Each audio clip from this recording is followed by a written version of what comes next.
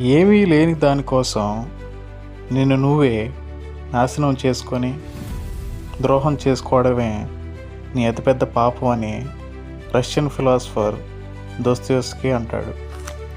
దీని అర్థం ఏంటంటే, మనం ఎప్పుడైనా ఏదైనా తప్పు చేసినా లేదా కాసేపు దారి తప్పినా అదేమీ ప్రపంచం అంతిపోయే అంత పెద్ద విషయం కాదని మనం అర్థం చేసుకోవాలి. మనం అక్కడ నుంచి మన జీవితాన్ని మళ్ళీ కొత్తగా నిర్మించుకోవాలి. కానీ అదంత సులభం కాదు, అలా అని అసాధ్యమైంది కూడా కాదు. దానికి ఒకటే అవసరం, అదే కృషి. ఎక్కువ మీరు మీ సూత్రాలను విడిచిపెట్టి మీ సొంత ఆలోచనలకు వ్యతిరేకంగా ప్రవర్తిస్తుంటారు.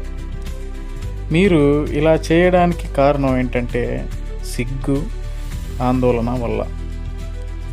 దీనివల్లే మీకు చిన్నగా రిగ్రెట్ స్టార్ట్ అవుతుంది.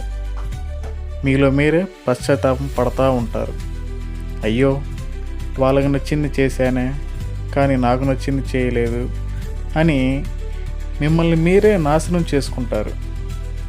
ఇదే మీరు మీ సొంత జీవితానికి చేసే అతిపెద్ద ద్రోహం, పాపం అని దోస్తోయెవ్స్కీ అంటాడు. మనం వేలాది మంది తీర్పులను మోసి వాటిని మన జీవితాలకు అన్వయించుకుంటాము, వాటినే పాటిస్తాము.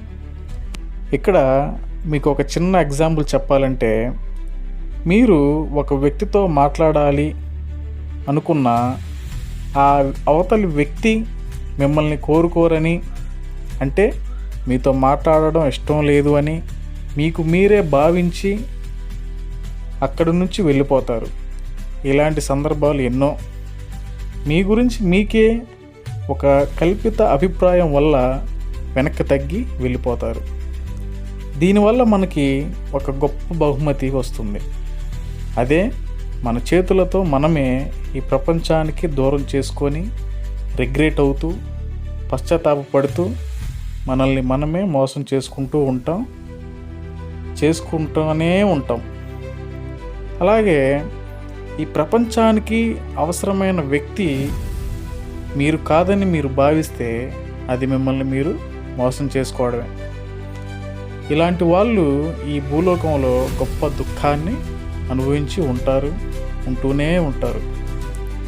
మానవ అస్తిత్వ రహస్యం కేవలం జీవించడంలోనే కాదు, దేనికోసం జీవించాలో తెలుసుకోవడం కూడా.